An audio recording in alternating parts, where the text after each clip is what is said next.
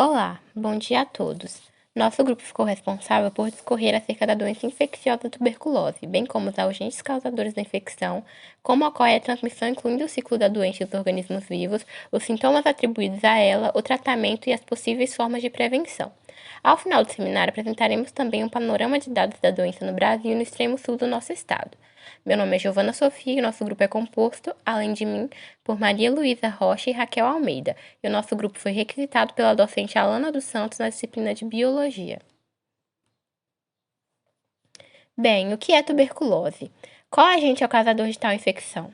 Como podemos observar no slide, de maneira mais objetiva, a tuberculose é uma doença infecciosa transmissível que afeta prioritariamente os pulmões, embora possa também acometer outros órgãos e os sistemas. A doença é causada pelo Microbacterium tuberculosis, ou bacilo de Koch, existindo também a forma extrapulmonar, que acomete outros órgãos que não o pulmão. Ocorre mais frequentemente em pessoas que vivem com HIV, especialmente aquelas com comprometimento imunológico. No Brasil, a doença é um sério problema de saúde pública, com profundas raízes sociais. Inclusive, a epidemia do HIV e a presença de bacilos resistentes tornam o cenário ainda mais complexo. A cada ano, são notificados aproximadamente 70 mil casos novos e ocorrem cerca de 4,5 mil mortes em decorrência da tuberculose. Já em relação ao contágio da tuberculose, este acontece pelo ar, quando a pessoa infectada lança os bacilos de Koch no ambiente através da tosse, espirro ou fala, ficando suspenso no ar e podendo ser inalado por outras pessoas, resultando na doença a depender da imunidade de cada indivíduo. O bacilo de Koch pode permanecer no ar durante muitas horas, especialmente se for um ambiente apertado e pouco ventilado, como um quarto fechado. Assim, as principais pessoas que podem se contaminar são aquelas que convivem no mesmo ambiente que a pessoa já com tuberculose, como compartilhar o mesmo quarto, viver na mesma casa ou dividir no mesmo ambiente de trabalho, por exemplo. É parecido com o que acontece com o corona, como a maioria de nós já podemos perceber de acordo com os exemplos que eu já dei aqui. Apesar das semelhanças, apenas a tuberculose pulmonar é transmissível. Isso porque é necessário que as partículas contendo a bactéria fiquem suspensas no ar. Dessa forma, os outros tipos de tuberculose extrapulmonar, como a tuberculose miliar, óssea, intestinal ou ganglionar, não são transmitidas de uma pessoa para outra. O ciclo da tuberculose ocorre da seguinte maneira: no processo inflamatório, representado na imagem à esquerda, se o organismo não estiver debilitado, consegue matar o micro-organismo antes que este se instale como doença. É também estabelecida a proteção contra futuras infecções pelo bacilo. Na tuberculose primária, representada na imagem do meio, que ocorre após um período de 15 dias, os bacilos passam a se multiplicar facilmente nos pulmões, pois ainda não há proteção natural do organismo contra a doença. Se os sistemas de defesa não conseguirem encurralar o bacilo, instala-se a tuberculose primária, caracterizada por pequenas lesões, nódulos nos pulmões. Com o tempo e sem tratamento, o avanço da doença começa a provocar sintomas mais graves. De pequenas lesões, os bacilos cavam as chamadas cavernas tuberculosas, apresentadas na imagem à direita, no pulmão que costumam inflamar com frequência e sangrar. A tosse, nesse caso, não é seca, mas com pus e sangue. É a chamada hemoptise.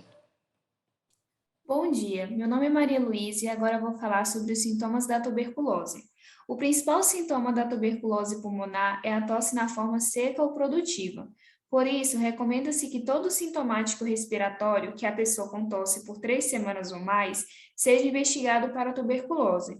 Há outros sinais e sintomas que podem estar presentes, como produção de catarro, febre, sudorese, cansaço, dor no peito, falta de apetite, emagrecimento e escarro com sangue em casos mais graves. Já em relação ao tratamento, temos que para a tuberculose, este dura no mínimo 6 meses, é gratuito e está disponível no Sistema Único de Saúde, SUS, devendo ser realizado preferencialmente em regime de tratamento diretamente observado, TDO. A pessoa com tuberculose necessita ser orientada de forma clara quanto às características da doença e do tratamento a que será submetida. O profissional de saúde deve informá-la sobre a duração e o esquema de tratamento, bem como sobre a utilização dos medicamentos, incluindo os benefícios do seu uso regular, as possíveis consequências do seu uso irregular e os eventos adversos associados. O tratamento é feito com 3 drogas diferentes: pirazinamida, isoniazida e rifamicina. Durante 2 meses, o paciente toma os 3 medicamentos e, a partir do terceiro mês, toma só isoniazida e rifampicina. O bacilo da tuberculose cresce fora e dentro da célula de defesa. Quando está fora, não só se multiplica muito rápido, como adquire resistência também muito depressa. Para impedir seu crescimento e divisão fora da célula, se fazem necessárias 3 drogas e o tempo mais prolongado de tratamento. Há diversas maneiras de se prevenir contra a tuberculose, sendo elas vacinação com BCG. A vacina BCG, ofertada no SUS, protege a criança das formas mais graves da doença, como a tuberculose miliar e a tuberculose meníngea. A vacina está disponível nas salas de vacinação das unidades básicas de saúde e maternidade.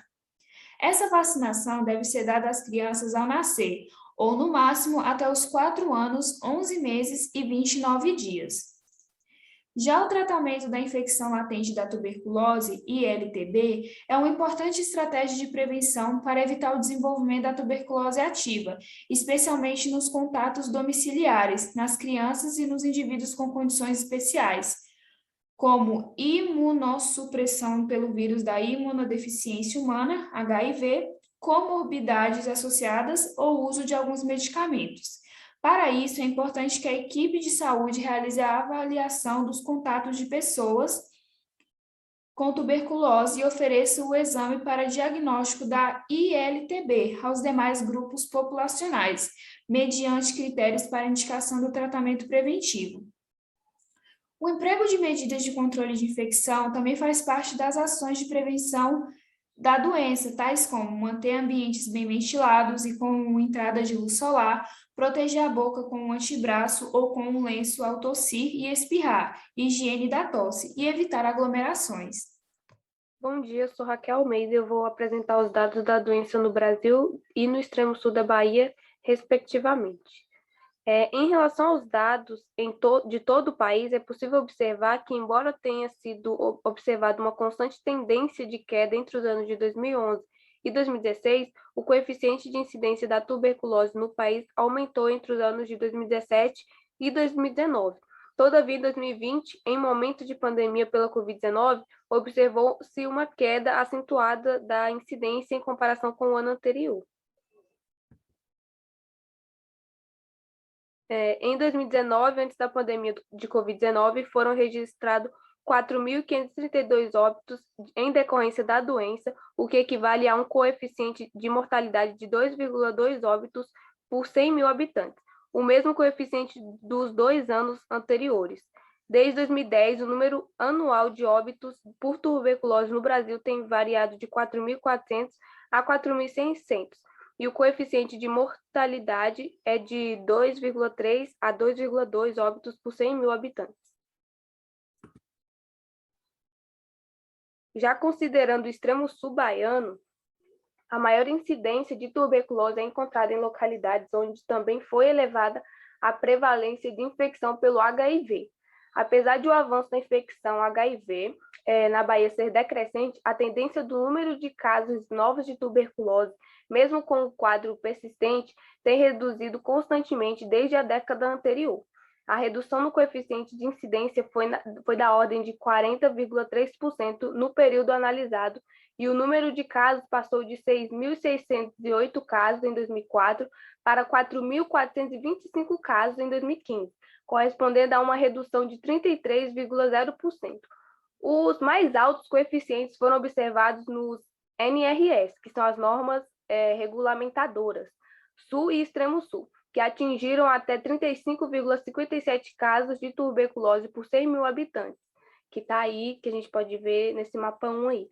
Quanto à situação de encerramento, observa-se que no ano de 2004, dos 7.317 casos notificados, 78,7% evoluíram para a cura, 6,2% sem informação e 9,7% para o abandono do tratamento. Quando comparado com o ano de 2014, nota-se uma redução de 13,6% no percentual de cura e 9,3% no percentual de abandono. O percentual de sem informação teve um aumento de 158,1%. O percentual de casos multiresistentes também registrou um aumento ao passar de 0,5% em 2004 para 1,2% em 2014, correspondendo a um incremento de 14,0%. A meta para o indicador de proporção de cura de casos novos de tuberculose pulmonar bacilífera é de 85,0%, sendo ainda um desafio para o estado da Bahia, visto que a série histórica do percentual de cura é preocupante por apresentar uma tendência decrescente para os casos novos de tuberculose pulmonar bacilífera, correspondendo a 8,6%. Aqui estão as referências da nossa pesquisa. Muito obrigada pela atenção, esperamos que vocês tenham compreendido e gostado.